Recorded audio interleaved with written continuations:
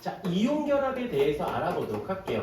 먼저 무엇을 할 거냐면 결합하는 방식을 먼저 설명하고 그것이 되면 그 다음에 이제 이온결합의 성질, 그 다음에 금속결합의 성질, 공유결합의 성질을 할 텐데 이 성질은 몇몇 가지들만 외워주시면 돼요. 근데 이건 몇몇 가지가 화학원이 됐던 수능이 됐던 그 몇몇 가지는 정해져 있어. 근데 그거는 그냥 문제상의 보기 중에 살짝 나오는 거고 원리적인 부분은 좀 더 많이 나오는데 여기서 이온결합이라는 말의 뜻은 무엇이냐면 먼저 결과론적으로 양이온하고 그다음 플러스 음이온 하고의 결합을 이야기하는 것인데 여기서 잘 들어야 돼.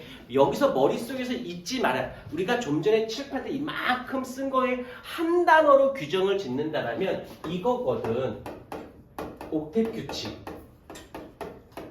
있는 건 옥텟 규칙이야. 그런데 여기서 이제 살짝 조금만 디테일하게 간다라면 양이온은 옥텟 규칙을 이루기 위해서 전자를 잃어버려 진 아이야. 진 과거형이야. 버렸어.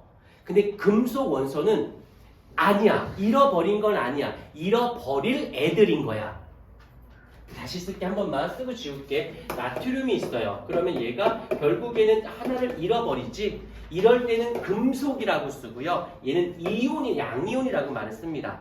구별하진 않지만 알고만 있어주시면 돼요. 그러면 실질적으로 얘는 여기서 어떻게 출발해야 되냐면 금속이 있고 그 다음에 비금속이 있어.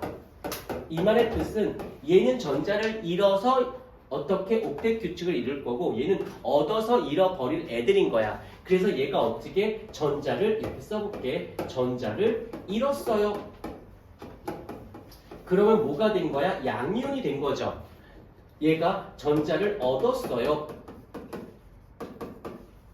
그러면 뭐가 된 거야? 음이온이 되어진 거지. 그러면 결국에는 얘는 정기적으로 결국에는 이 아이는 정기적으로 어떤 상태야? 플러스 전하의 성질을 띠고 있는 것이지요. 얘는 정기적으로 어떤 상태를 띠고 있는 것이야? 마이너스 전하의 성질을 띠고 있는 것이지요.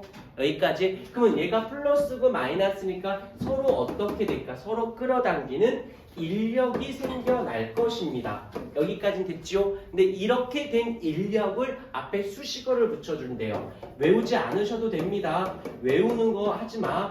이해가 먼저니까 정정기적 인력. 근데 키워드는 인력인 거야. 자, 근데 이때 요거 하나는 기억하자. 요거 하나만. 무엇을 기억하냐면 이 정정기적 인력이라는 용어가 나오면 요거 결합력이 세다 라는 말은 좀 기억해 주자. 왜냐하면 요거 가지고 이제 무엇이 나오냐면 이온 결합 물질들의 성질이 이 결합력이 세다라는 걸 통해서 성질이 도출되어질 거거든. 그러면 여기는 또 이해하면 돼요. 여기도 이해를 하면 되고 이해를 위해서 옥텟 규칙을 알고 암기를 하고 얘를 언더스탠드를 하고 이걸 통해서 여기를 어떻게 암기를 하고 얘를 통해서 얘를 또 언더스탠드를 하고 어떤 건지 알겠습니까? 패턴만 잡아. 이게 길 것 같으면 얘랑 얘만 외워. 그러다가 문제 풀면서 얘네들이 자꾸 이어가고 보고 이어가고 보면 얘는 자연스럽게 이해가 되어지고 그래서 문제를 보면 문제 아우 하품만 다 입 찢어지겠어요. 이래서 어떻게 돼? 여기랑 여기를 출제를 해버리면 난이도가 올라가는 거지. 얘와 얘는 직접적으로 연결이 안 되어 있는 것처럼 보이거든. 아니면 얘를 얘랑 묶어버린다든지. 문제를 만드는 방식을 알면 내가 문제의 출제자 의도 파악하기가 편해지는 거야. 이해와 이해, 직접적인 연결은 아니지만 이해와 이해의 문제들을 보기 중에 기억, 니은, 디귿을 넣어버리면 이때 얘를 떠올려주고 얘를 이때 떠올려주고 이때 떠올려주면서 관계를 만들어내면 외우지 않아도 조금 시간은 걸리겠지 문제 풀다가 보면. 근데 그거를 막는 방법은 몇 번 더 풀어봐. 풀다 보면 패턴이 보이게 돼. 그러면 조건반사처럼 오케이 하고 치고 나가면 시간도 짧게 걸리면서 정확도는 높아지겠죠. 이거는 반드시 방식과 반복이 반드시 필요하다는 거 잊지 않도록 하시고요. 근데 여기서 자 외우는 거 아니야. 듣기만 이해만 하면 돼. 어찌됐건 앞뒷만 자르고 얘는 어찌됐건 전자 잃어버린 거고 얘는 어찌됐건 전자 얻은 거 아니야? 그래서 결합을 할 거야. 이렇게. 자, 이때 조금 더 살을 붙여볼게. 요 단어 외우지 않으셔도 됩니다.